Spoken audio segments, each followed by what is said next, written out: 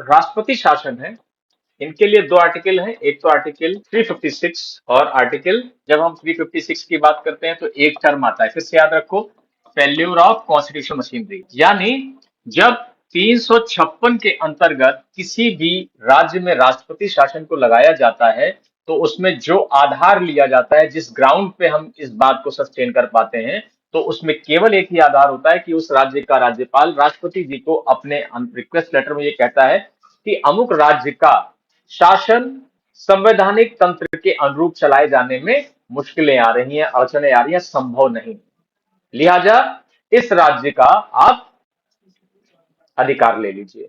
और आर्टिकल 365 में क्या होता है, केंद्र के आदेशों के अनुरूप आप नहीं चल रहे हैं। ये कई बार आया है, कई बार गलती होती है। ठीक।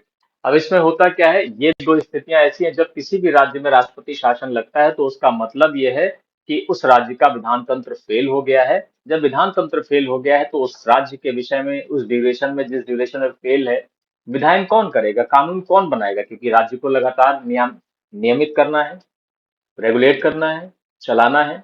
तो जब नहीं राज्य का विधानमंडल चला पा रहा है तो ये केंद्र का विधानमंडल चलाएगा, और केंद्र का विधानमंडल संसद है। यानी राज्य सूची पर अब कौन प्रभावी हो जाएगा, संसद, केंद्र का प्रभाव आ जाएगा।